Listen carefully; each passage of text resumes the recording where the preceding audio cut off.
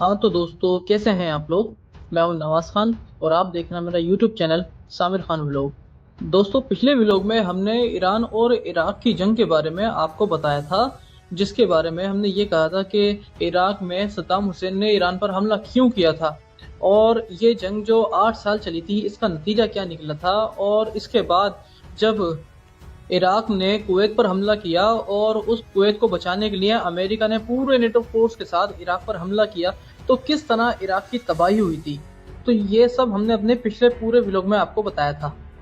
अब दोस्तों, हम अपने इस व्लॉग में आपको बताते हैं कि असल में हिजबुल्लाह जो तंजीम है लेबनान की, वो किस तरह वजूद में आई और आते ही उसने लेबनान से इजरायली कब्जे को किस तरह ख़त्म किया और आलमी फोर्स जो वहाँ डेरा जमाए बैठी थी उनको निकल जाने पर मजबूर कैसे किया। ये सारी चीज़ें हम आपको अपने इस व्लॉग में बताने जा रहे हैं। अगर आपने हमारे चैनल को सब्सक्राइब नहीं किया है तो जल्दी से सब्सक्राइब कर लें और बेल आइकन के बटन को दबाना ना भूलें। दोस्तों, 80 की दहाई में जब ईरान इराक वॉर चल रही थी तो बॉर्डर पे एक ऐसा मंजरनामा पेश आया कि जिसने दिल दहलाने के लिए काफी था। दोस्तों, ईरान के बॉर्डर पर बहुत सारे बच्चे जो कि सर पे लाल रंग की हेलमेट पहने हुए थे, बहुत सारे बच्चे वहां खड़े हुए थे जिनके हाथ में हथियार तो कोई नहीं था, बस एक चाबी थी जो उनके मजहबी लीडर और सियासी रहनुमाओं ने उनके हाथ में दी थी और ये कहा था, आप लोग इस चाबी से जन्नत के दरवाजे खोलेंगे। ईरान के वो 9 उम्र बच्चे खाली जमीन पर दौड़ते जाते और कुछ ही फासले पर एक धमाके खेज बम से फटते जाते। दरअसल दोस्तों, इन बच्चों को उनके सियासी लीडर और मजहबी रहनुमाओं ने जज्बाती से शौक़ शहादत से लबरेज करके एकदम जज्बाती कर दिया था, क्योंकि दोस्तों इराक में ईरान के बॉर्डर पर इराक ने एक बारूदी सुरंगें बिछा रखी थी जिनसे बहुत ज्यादा जानी और माली नुकसान हो रहा था। यानी कि उन सुरंगों पर ईरान के कोई भी दस्ते या टैंक वगैरह गुजरते थे तो उसके दबाव से ये सुरंगें फट जाया करती थी, जो कि उसमें बारूद वगैरह या बम नस्ब किए गए होते थे। तो इनकलाबी ईरानी फौज ने इसका ये हल निकाला कि ईरान से 9 उम्र बच्चों को भर्ती करना शुरू कर दिया और उनको एक ब्रेन वॉश करके उनको ये बताया गया कि कुछ ही देर में आप जो हैं जन्नत में अपने माँ बाप से या अपने रिश्तेदारों से मिलेंगे। यानी कहने का मतलब ये है कि उन्हें शौक़ शहादत से एकदम बिल्कुल ही समझा दिया था, उनके माइंड में ये बात बिठा दी थी, आप कुछ ही देर में जन्नत में अपने रिश्तेदारों से मिलने वाले हैं। और ये जज्बा शहादत का जो लेक्चर था, जो जज्बाती तकरीर थी, ये सिर्फ मासूम बच्चों को नहीं सुनाई गई थी, बल्कि ईरान में बहुत से ऐसे लोग थे जो जिनको फौज में भर्ती किया गया था और उनको इसी तरीके से उनका ब्रेन वॉश करके उन बारूदी सुरंगों पर दौड़ाने के लिए काम में लिया गया था, ताकि वो लोग दुश्मन के सामने कट मरें लेकिन हार कर वापस ना आए। दोस्तों, इस जज्बे को पैदा करने के लिए ईरानी उलमा अपने नौजवानों के लिए वाक़या करबला से मिसाल लाते थे और उनको बताते थे कि जिस तरह अहले बैत ने कम तादाद में होते हुए भी दुश्मनों के आगे हथियार नहीं डाले, वैसे ही आपको भी करना चाहिए और आप लोग करें। वैसे भी इनकलाब ईरान के बाद ईरानी हुकूमत इस तर्ज अमल को अपना चुकी थी, लेकिन दोस्तों नए ईरान में सब के सब इस सोच के हामिल नहीं थे, बल्कि कुछ लोग ऐसे थे जो इस तर्ज अमल से इख्तिलाफ रखते थे। इन इख्तिलाफ रखने वाले लोगों में ईरान के साबिक वजीर आजम मेहदी बजरगान भी शामिल थे। यानी ऊंचे ओहदों पर कुछ लोग ऐसे शामिल थे जो ईरान में इस तर्ज अमल की हिमायत नहीं कर रहे थे। उन्होंने ईरानी सुप्रीम लीडर आयतुल्लाह खुमैनी से इख्तिलाफ करते हुए एक खुला खत लिखा, जिसमें उन्होंने कहा कि करबला में अहले बैत की जो जंग थी वो जारहाना नहीं थी, यानी कि एग्रेसिव नहीं थी, बल्कि वो तो एक डिफेंसिव वॉर थी, क्योंकि दुश्मन उन्हें करबला से कहीं और जाने की इजाजत नहीं दे रहा था। तो मेहदी बजरगान ने ये नजरिया पेश किया कि शहादत वाली बात को लोगों में जंग का जुनून भरने के लिए वाक़या करबला की मिसाल ना दी जाए, क्योंकि करबला में अहले बैत तो जंग करने नहीं गए थे, उनका मिशन तो पीस था, यानी कि अमन था, जंग तो उन पर मुसल्लत कर दी गई थी। बहरहाल दोस्तों, मेहदी बजरगान का अपना नजरिया था और ईरानी हुकूमत का अपना नजरिया। हमने इन दोनों के तारीखी वर्जन आपके सामने रखे हैं। तो दोस्तों, जिस तरह ईरानी हुकूमत ने इराकी बारूदी सुरंगों को हटाने का जो एक फॉर्मूला अपनाया था, इस टेक्निक ने हिजबुल्लाह के एक मिलिट्री कमांडर हम्माद मोगनिया को बहुत मुतासिर किया। दोस्तों, ये शख्स हम्माद मोगनिया यासिर अराफात का बॉडीगार्ड भी रह चुका था और अब वो लेबनान से बाहरी ताकतों को निकालने की प्लानिंग कर रहा था। इसे यकीन था दोस्तों कि लेबनान के नौजवानों में भी अगर ईरान के नौजवानों जैसा जज्बाए जिहाद और शौक़ शहादत वाला जुनून पैदा कर दिया जाए तो इसराइल और अमेरिका की फौजों को यहाँ से निकाला जा सकता है। दोस्तों, जब ये मंसूबा हम्माद मोगनिया ने अपने साथियों को बताया तो उन्हें ये मंसूबा एक पागलपन लगा, क्योंकि उन लोगों ने कहा कि यहाँ भला ऐसा कौन मजनू दीवाना है जो अपने आप को धमाके से उड़ा ले। दोस्तों, याद रखिए, ये वो वक्त था जब खुदकुश हमले या फिदाइन जैसे हमले इस तरह के इतने आम चलन में नहीं थे जैसे कि आज हमें देखने को मिलते हैं। लेकिन दोस्तों, हम्माद मोगनिया अपनी धुन का पक्का निकला। उसने एक ऐसे खुदकुश हमलावर और फिदाइन, जो भी आप कह लें, ऐसे लोगों की एक खेप तैयार कर ली। इन लोगों को करना ये था कि एक बारूदी ट्रक को फुल रफ्तार में लेके जाना था और उस बिल्डिंग से टकरा देना था जिसमें विदेशी या दुश्मन फौजें अपना डेरा जमाए बैठी थी। अब हिजबुल्लाह ने लेबनान में गैर मुल्की ताकतों को इसी तरीके से निशाना बनाने का फैसला किया। अब दोस्तों, ये दुश्मन कौन थे? तो ये दुश्मन 4 थे। सबसे पहले तो इसराइल की वो फौज जो 1982 में लेबनान में दाखिल हुई थी यासिर अराफात की PLO तंजीम को खत्म करने के लिए और फिर वापस नहीं गई थी। इसराइल ने जनूबी लेबनान के 2 शहर सैदून और ताहिर पर भी कब्जा कर लिया था और वहां रह रहे लेबनान और फिलिस्तीनी लोग, जिनमें बड़ी तादाद तकरीबन 3 या 4 हजार लोगों की बताई जाती है, उनको कैदी बना लिया था। दूसरा निशाना उनका वो लेबनानी ईसाई मिलिशिया थी जो कि थी तो लेबनान की लेकिन इसराइल की हामी थी। इन लोगों ने, जो कि ईसाई मिलिशिया थी, इन्होंने फिलिस्तीनियों के कैंप में घुसकर 2000 से 3000 मासूम बच्चे और औरतों को कत्ल भी कर दिया था। तीसरी और चौथे नंबर पर अमेरिकी और फ्रांसीसी फौज थी जो लेबनान में अमन के तौर पर शामिल थी, यानी कि डेरा जमाए बैठी थी वहां पर। और भी लोगों की वहां पर फौज थी दूसरे मुल्कों की, लेकिन अमेरिकी और फ्रांसीसी फौज ज्यादा तादाद में थी। तो अब हिजबुल्लाह के सामने ये चैलेंज था कि वो लेबनान पर अपना कंट्रोल कायम करे और ये इसी सूरत में हो सकता था कि अगर इसराइल और इसराइल की हामी ईसाई मिलिशिया और वो आलमी ताकतें जिनमें फ्रांस और अमेरिका की फौजें शामिल थीं, उनको लेबनान से बाहर निकाल दिया जाए। हिजबुल्लाह, जो कि पूरे लेबनान की फाइटर पर ही मुश्तमिल थी, तो अब ये लोग ये चाहते थे कि वो इजरायली और उसके इत्तेहादी मिलिशिया और वो आलमी ताकतें, उनके फौजी जो कि लेबनान में अमन के नाम पर डेरे जमाए बैठी हैं, उनको जल्द से जल्द लेबनान से बाहर निकालें और हिजबुल्लाह अपनी खुद मुख्तारी का ऐलान करे और अपने मिशन को आगे बढ़ाए। तो अब दोस्तों, हिजबुल्लाह पूरी तरह अपने इन मंसूबों को अंजाम देने के लिए तैयार था। तो दोस्तों, हिजबुल्लाह ने अपने इन मंसूबों को किस तरह अंजाम दिया और लेबनान से इसराइल और उन आलमी ताकतों को किस तरीके से बाहर खदेड़ा, ये सब हम आपको अपने अगले व्लॉग में बताएंगे। तब तक के लिए मुझे दीजिए इजाजत। आपका दोस्त नवाज खान। दोस्तों, कैसे हैं आप लोग? मैं हूं नवाज खान और आप देख रहे हैं मेरा YouTube चैनल सामिर खान व्लॉग। दोस्तों, अपने पिछले व्लॉग में हमने आपको बताया था कि किस तरीके से हिजबुल्लाह अपने आप को मजबूत कर रहा था लेबनान से और उस आलमी फौज को निकालने के लिए कोशिशें कर रहा था। तो अब दोस्तों, हिजबुल्लाह पूरी तरह तैयार थी। इसराइल और इसराइल की हामी वो आलमी फौज जो 1982 से इसराइल के लेबनान पे कब्जा करने से लेकर अब तक लेबनान में मौजूद थी, लेबनान में अमन कायम करने को लेकर। तो अब हिजबुल्लाह ने अपनी तैयारी की पहली झलक दिखाई 12 नवंबर 1982 को। दोस्तों, ये लेबनान का शहर ताइर है। यहाँ 7 मंजिला इमारत को इजरायली आर्मी ने कैप्चर यानी कि कब्जा कर रहा था और यहाँ उन लोगों ने अपना एक मिलिट्री बेस बना रखा था और इसी बिल्डिंग से वो पूरे लेबनान को जहाँ जहाँ उन लोगों ने कब्जा कर रखा था उसको कंट्रोल करती थी। और यहीं वो फिलिस्तीनी कैदियों को भी लाकर रखा करती थी या उन पर जुल्म ज़्यादती किया करती थी, उनको अजियतें दिया करती थी। तो 12 नवंबर की सुबह एक कार पूरी रफ्तार से इस 7 मंजिला इमारत की तरफ बढ़ने लगी।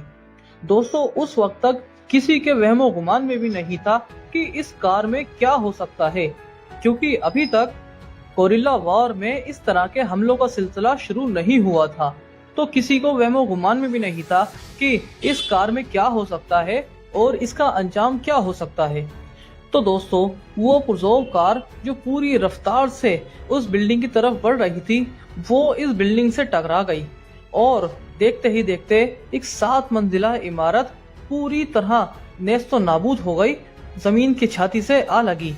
ये हमला इस कदर खतरनाक था कि पूरी 7 मंजिला इमारत जमीन की छाती से आ लगी। हिजबुल्लाह का जो ये प्लान था, जो हमला था, ये इस तरह सक्सेस हुआ कि किसी को मालूम ही नहीं हुआ कि आखिरकार ये कर कौन रहा है। हिजबुल्लाह के इस पहले हमले में इसराइल के 75 यानी कि 75 इसराइली फौजी मारे गए। दोस्तों, इस हमले के बाद लेबनान में इस तरीके से और भी बहुत से हमले किए गए, लेकिन वो हमला जो फैसला कुन साबित हुआ और जिसने लेबनान से आलमी फौज को निकल जाने पर मजबूर किया, वो हमला हुआ बेरूत में 23 अक्टूबर 1983 यानी 1983 को।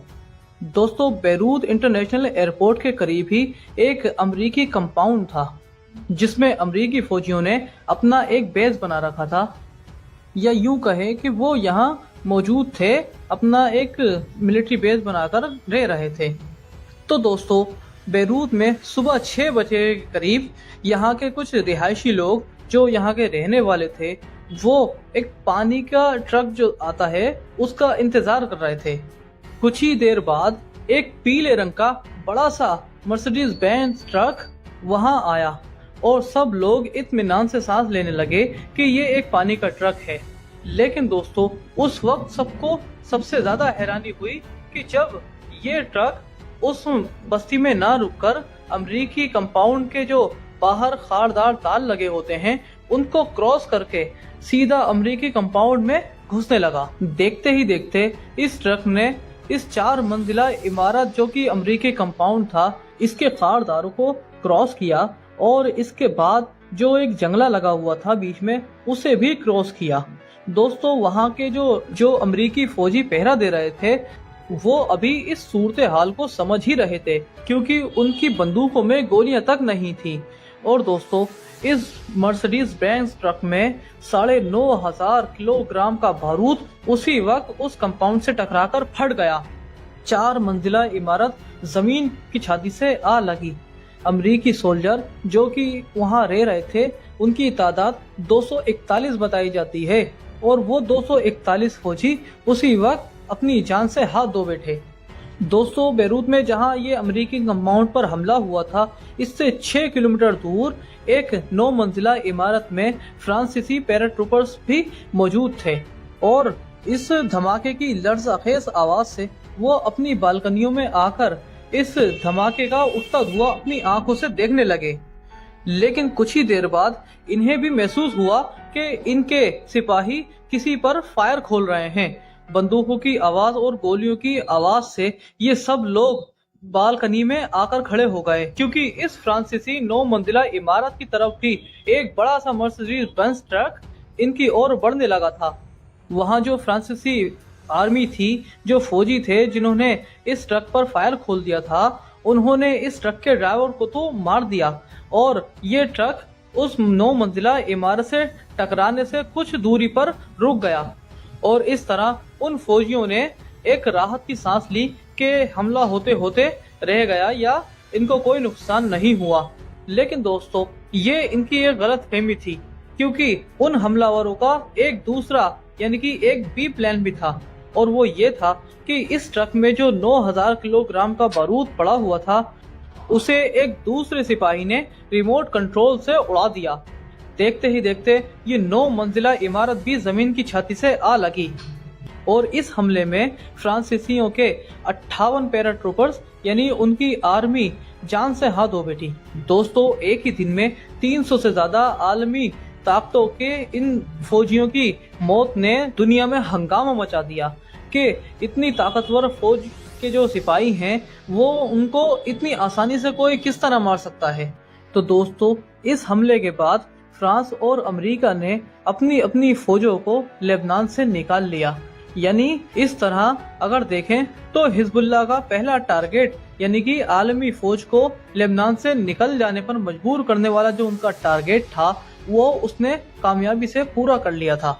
अब लेबनान में एक यूएन की छोटी सी अमन फौज तैनात थी जो कि हिजबुल्लाह की ताकत के लिए कोई खतरा नहीं थी। इस तरह दोस्तों, हिजबुल्लाह ने अपना पहला चैलेंज अबूर कर लिया। यानी अमेरिकी और फ्रांसीसी फौज के लेबनान से निकल जाने के बाद अब लेबनान में इजरायली और वो इजराइल की हामी ईसाई मिलिशिया बाकी रह गई थी। दोस्तों, इजराइल के हेडक्वार्टर जो दायर में था उस पर पहले भी हिजबुल्लाह की तरफ से हमला हो चुका था, लेकिन अब फर्क था और वो ये था कि हिजबुल्लाह के इन गोरिल्ला हमलों को इजरायली फौज समझ चुकी थी और बहुत से हमलों को या तो वो नाकाम कर दिया करती थी या कुछ हद तक उनकी शिद्दत जो थी वो कम कर दिया करती। लेकिन दोस्तों, ये हमले अक्सर उन पर कर कौन रहा है इस बात का पता उन्हें 1985 से पहले तक नहीं था, बल्कि इस तरह के हमलों के नतीजे में वो अपनी पुरानी लिस्टों के मुताबिक उन फिलिस्तीनी इलाकों, उन ठिकानों पर ही हमले कर दिया करते थे जिन पर उनको शक होता था कि हो न हो यहीं से हम पर हमला हो रहा है। लेकिन 1982 से 85 के दरमियान हिजबुल्लाह अपने आप को इतना मजबूत कर चुकी थी, बेरूत में भी हिजबुल्लाह का असर और रसूख हो चुका था। वो इसलिए कि बेरूत में उस वक्त वो हजारों खानदान परिवार रह रहे थे जो इसराइल और लेबनान के बॉर्डर से अपनी अपनी जान बचाकर यहाँ पनाह ले हुए थे। इसराइल ने इनके घर वारों पर कब्जा अभी तक खत्म नहीं किया था, तो इसलिए ये अपने अपने घरों को वापस भी नहीं जा सकते थे। तो दोस्तों, हिजबुल्लाह ने इन लोगों पर काम किया और ये लोग जो कि इसराइल की वजह से बेघर हुए थे, तो ये इसराइल से नफरत तो पहले से कर रहे थे, तो इसलिए हिजबुल्लाह को इनको अपने साथ मिलाने के लिए कोई ज्यादा मेहनत मशक्कत नहीं करनी पड़ी, क्योंकि इन लोगों ने अपने बहुत से प्यारों को इसराइल के हाथों मरते हुए देखा था और अपने जो प्यारे थे उनको अपनी आंखों के सामने खोया था। तो इसलिए ये इसराइल से इतनी नफरत करते थे कि किसी भी सूरत इसराइल को लेबनान से निकल जाने के लिए हर काम करने के लिए तैयार थे। तो इन लोगों के हिजबुल्लाह के साथ मिल जाने से, क्योंकि ये लोग बेरूत में रहते थे, तो हिजबुल्लाह इनके जरिए पूरे बेरूत को हॉल्ट कर सकता था, उस पर कंट्रोल कर सकता था। तो एक दिन जैसे बालबत का इलाका नींद से जागने के बाद पूरी तरह बदल गया था, ठीक उसी तरह बेरूत भी जब नींद से जागा तो सुबह होते ही पूरी तरह बदल चुका था। बेरूत की दीवारों पर आयतुल्लाह खुमैनी के पोस्टर लगे हुए थे और उन पर लिखा हुआ था कि हम सब खुमैनी हैं।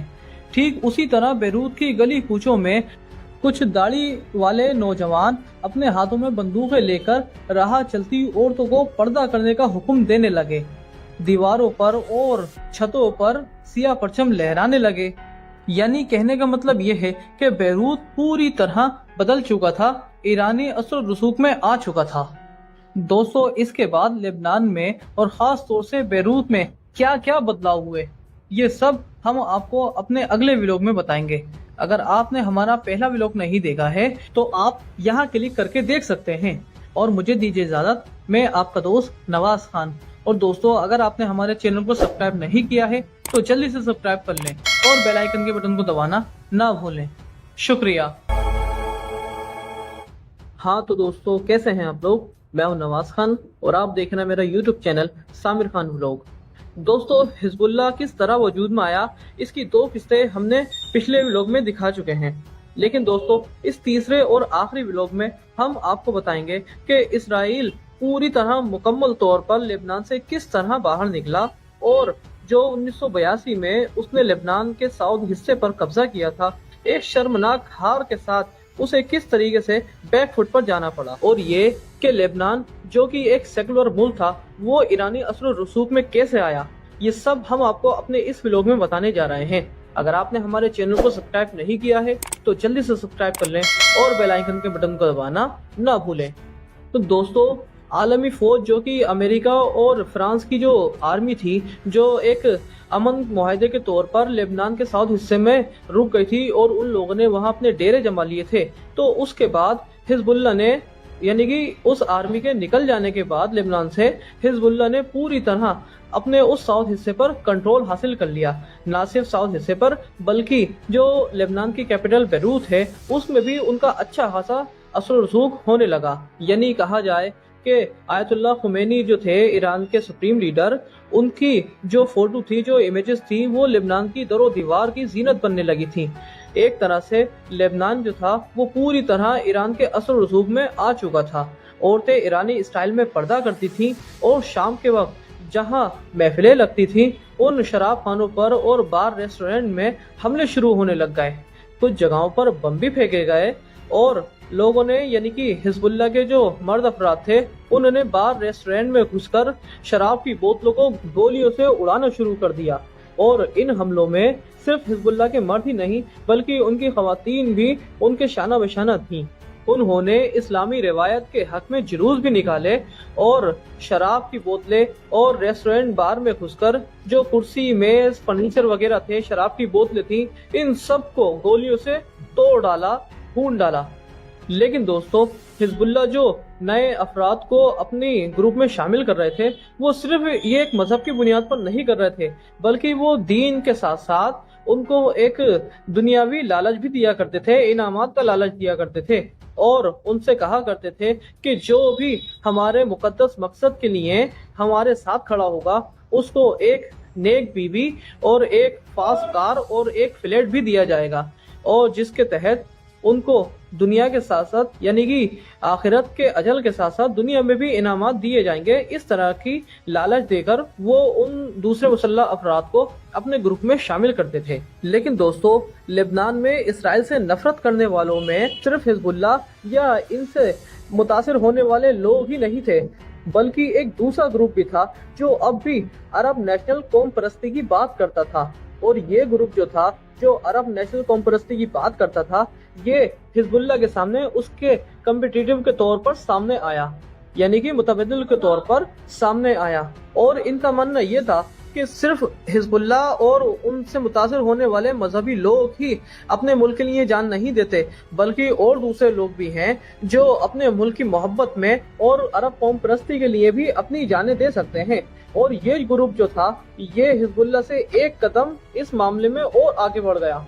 वो इसलिए दोस्तों कि उस जमाने में जब कि ये बात चल रही थी 80s की, 85 के दौर में, तो उस जमाने में कंप्यूटर ड्राइव या फोन, टेलीफोन तो हुआ नहीं करते थे। एक वीडियो टेप रिकॉर्डर वगैरह इस तरह के इजादात हो चुके थे। तो ये ग्रुप जो था, ये जब इस तरह के खुदकुश हमले करते थे तो अपने इन खुदकुश हमलाओं को, अपने इन मिशन को वीडियो रिकॉर्डर में रिकॉर्ड कर लिया करते थे और अपने उन ग्रुप्स के फाइटर को फैला दिया करते थे जो उनसे इत्तेफाक रखते थे। तो दोस्तों, इन्हीं ग्रुप में एक 16-17 साल की एक लड़की भी थी जिसका नाम सना मेंदली था, और जो कि इस तरह के वीडियो रिकॉर्डर की जो दुकानें होती हैं, जो इनका मैन्युफैक्चरिंग वगैरह होती है, वो इसमें काम करती थी। तो दोस्तों, सना मेंदली को इस काम में महारत हासिल थी और वो और उसके साथी भी छुपे तौर पर, खुफिया तौर पर इसराइल पर हमला करते रहते थे। कभी खुदकुश हमले होते थे तो कभी इनके हमले नाकाम हो जाया करते थे। तो सना मेंदली ने भी इसराइल पर एक खुदकुश हमला करने के लिए अपना एक वीडियो जो प्रोग्राम है वो रिकॉर्ड करवाया था, जिसमें उसने कहा था कि मैं मुस्तकबिल की शहीद हूँ और मुझे अपने मुल्क से मोहब्बत है और मैं अपने मुल्क के खातिर अपनी जान देने जा रही हूँ, दुश्मन से लड़ते लड़ते। तो इसने इसराइल पर खुदकुश हमला किया, जिस हमले में इसराइल के 2 फौजी मारे गए और जाहिर है इस हमले में सना मेंदली भी जान से चली गई। सना मेंदली को पसंद करने वाले लोगों ने इसे जुनूब की दुल्हन के तौर पर याद करना शुरू कर दिया और पहचानना शुरू कर दिया। तो दोस्तों, इस तरह के हमलों से जो कि हिजबुल्लाह इसराइल पर करता था और दूसरे नेशनलिस्ट जो ग्रुप थे वो भी इसराइल को बाहर निकालने के लिए लेबनान से उन पर हमले करते थे। तो इन हमलों से तंग आकर इसराइल ने जो साउदर्न लेबनान पर قبضہ کیا تھا اس قبضے کو ختم کر کر تھوڑی پیچھے آ کر یعنی کہ اسرائیل اور لبنان کی سرحد سے اندر تقریباً 15 کلومیٹر کے ایریے پہ ایک سیف زون بنایا تھا، جس کو ایک ریڈ لائن کا نام دیا گیا تھا کہ ہماری فوج جو ہے وہ یہاں تک رہے گی اور اس سے آگے ہم نہیں جائیں گے۔ یعنی کہنے کا مطلب یہ ہے کہ ہم اپنے اس ایریے کو جو ہم نے ریڈ لائن کے طور پر تیار کیا ہے اس کو کنٹرول میں رکھیں گے اور اس کے ذریعے ہم باقی لبنان پر بھی کنٹرول کر سکتے ہیں۔ لیکن دوستو حزب اللہ یہاں رکنے والا نہیں تھا، حزب اللہ نے ان پر اور بہت سے حملے کرنا شروع کر دیے۔ 1985 تک یہ ریڈ لائن کا ایریا جو آپ نے میپ میں دیکھا ہے یہاں تک اسرائیل آ چکا تھا، یعنی کہ یہاں تک بیک فٹ پر آ چکا تھا، جس کے بعد حزب اللہ نے لبنان کے 2 شہروں پر اپنا پوری طریقے سے کنٹرول کر لیا۔ ان میں سے ایک شہر ہے دائر اور دوسرا سیدون۔ ان 2 شہروں پر اس نے پوری طرح کنٹرول کر کے اپنی ایک پاور کو بڑھانا شروع کر دیا، جو کہ بعد میں منظم تنظیم کے طور پر پہچانی گئی۔ دوستو 1985 ہی وہی سال تھا جس میں حزب اللہ نے اپنے خود کے وجود ہونے کا اعلان کر دیا، علل اعلان اپنے آپ کو سب کے سامنے پیش کر دیا کہ ہاں ہماری جو یہ خودکش حملہ آوروں کی جو ایک گروپ تھا یہ ایک حزب اللہ تنظیم ہے جس نے اسرائیل کو لبنان سے مار کے بھگایا ہے۔ اور اس کے بعد حزب اللہ نے اپنا ایک لوگو بھی بنایا جو بہت حد تک ایران کے جو ایک انقلابی گارڈز کا ایک لوگو ہے اس سے کچھ حد تک ملتے جلتا ہی ہے، تو وہ لوگو بنایا۔ اور جن جگہوں پر حزب اللہ کا قبضہ تھا یعنی جن جگہوں پر اس کا اثر و رسوخ تھا ان جگہوں پر اس نے خیراتی کام بھی کیے اور وہاں اپنے دین کی تبلیغ بھی کرنا شروع کر دی۔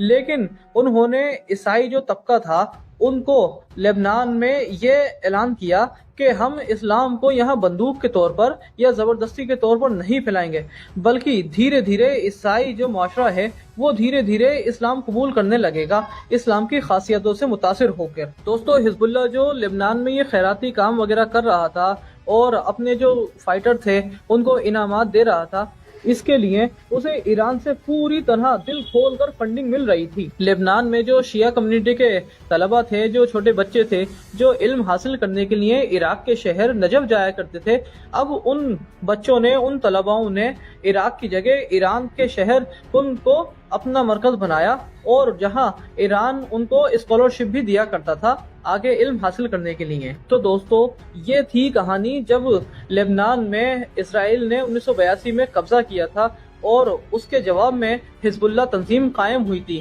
دوستو ان حملوں کے بعد جو اسرائیل بیک فٹ پر آ چکا تھا اور اس کے سامنے حزب اللہ ہر گزرتے دن کے ساتھ مضبوط ہو رہی تھی اور اسرائیل پر ہر طریقے سے حملے شروع کر رہی تھی، یعنی کہ کبھی خودکش حملے تو کبھی سیدھے طور پر سامنے طور پر ان سے جنگ لڑ رہی تھی۔ تو اس کا نتیجہ یہ نکلا دوستو کہ سن 2000 میں اسرائیل نے لبنان کا وہ پورا ایریا جو قبضہ کر رہا تھا وہ پوری طریقے سے خالی کر دیا بیک فٹ پر، یعنی کہ اپنے ملک میں واپس ان کی آرمی چلی گئی اور لبنان میں جو ان کی اسرائیل کی جو حامی عیسائی ملیشیا تھی وہ بھی اپنی پوری فیملی کے ساتھ اسرائیل میں جانے کے لیے تیار ہو گئی اور روانہ ہو گئی۔ تو دوستو جب یہ عیسائی ملیشیا اور ان کے لوگ جا رہے تھے تو حزب اللہ کے جو اسنائپر تھے وہ ان کو ایک غار میں چھپ کے یا کسی خفیہ جگہوں پر چھپ کر ان کو ٹارگٹ کیا کرتے تھے، کیونکہ انہی لوگوں نے فلسطینی کیمپوں میں گھس کے عورتیں اور بچوں کو بے دردی سے قتل کیا تھا۔ یہ بات ہم نے آپ کو اپنے پچھلے ولاگ میں بھی بتائی تھی۔ تو دوستو یہاں یہ کہانی پوری طریقے سے مکمل ہو جاتی ہے، جو کہ ہماری اس ویڈیو کا ٹائٹل بھی تھا کہ حزب اللہ کس طریقے سے قائم ہوا اور اسرائیل کو اس نے لبنان سے کس طریقے سے باہر نکالا۔ تو دوستو اگر آپ نے ہماری پچھلی 2 قسطیں نہیں دیکھی ہیں تو آپ یہاں ٹچ کر کے دیکھ سکتے ہیں۔ تب تک کے لیے مجھے دیجیے اجازت، میں آپ کا دوست نواز خان۔